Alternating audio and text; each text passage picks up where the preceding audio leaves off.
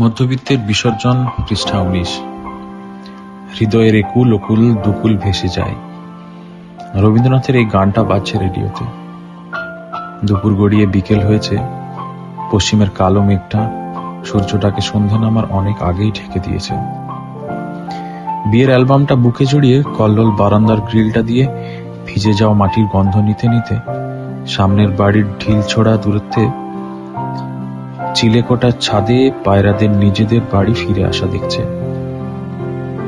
দেখছে মা পাখিটা বাবা পাখিটা সারাদিনের শেষে তাদের ছোট্ট ছানাটাকে আদরে ভরিয়ে দিচ্ছে। একসাথে একটা ভরা সংসার এই পাখিরাও বোঝে।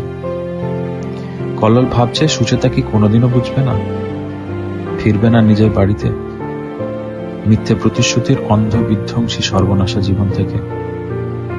শহরের কোলাহল ছেড়ে এই দেশের বাড়িতে, যে বাড়িতে সুচেতাকে সে বিয়ে করে প্রথম নিয়ে এসেছিল। এখন কি লক্ষ্মীকে নিয়ে সুচেতা সেখানে থাকবে না?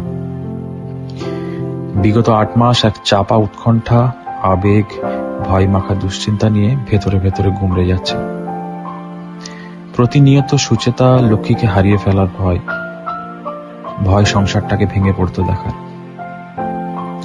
সদ্য মাতৃবিয়োগের ধাক্কা সামলে ওঠার আগে জীবন যে আরো একটা বেহিসেবি ধাক্কা দেওয়ার জন্য তৈরি হয়ে আছে, তা বোধহয় আশা করেনি কল্লোল।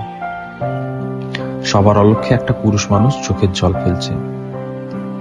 সুচেতাকে জানিয়েছে সেই দুশ্চিন্তার কথা।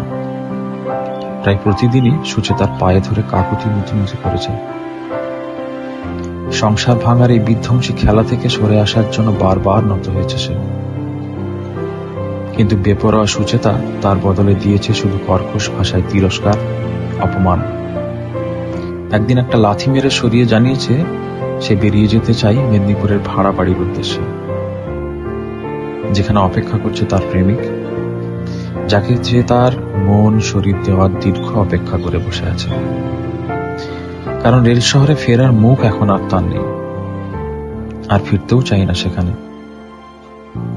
সবসময় কল্লোল অবাক দৃষ্টিতে তাকিয়ে রইল সুচেতার দিকে।